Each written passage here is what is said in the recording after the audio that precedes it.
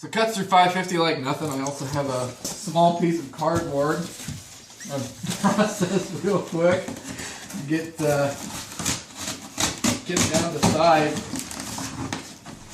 Nothing like OS8 to go through those small packages you might have to open.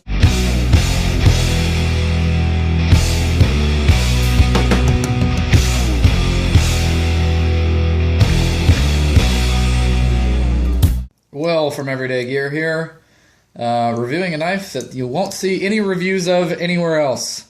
The SOG Flash 1. Yep, I've got one too. Had this one since about 2011, I think. Been all over the place with me. Just real quick, you guys already know all the specs and everything about it. Just kind of my experience with it and why I would still recommend it for guys to get. Man, the blade shape's perfect. That full flat grind just eats through cardboard and packages and stuff. As a primary knife, definitely not, but I carry this one a lot and have a lot over the years as a backup knife. Just something I don't care getting tape residue on it and cutting through packages with it, and it's awesome. Mine's still in really good shape actually for having had it that long. As you might be able to tell, the clip is basically useless at this point. I've had that out I don't know how many times and bent this thing back, and that's probably the only negative I have with this knife is that clip is just terrible.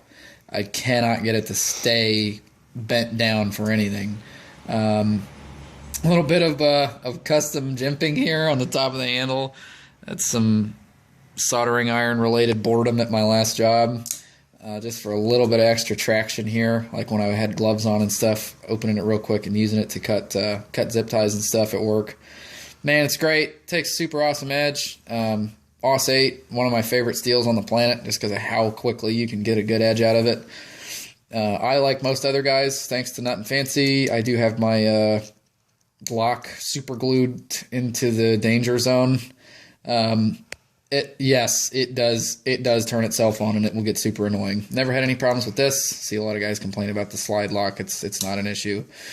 It's fast. It's easy to use. It's just the right size as a backup knife. Probably easily one of my favorite pocket knives I've ever owned, and I thoroughly intend to own it for the rest of my life. I love this thing. SOG Flash 1. Thanks, guys.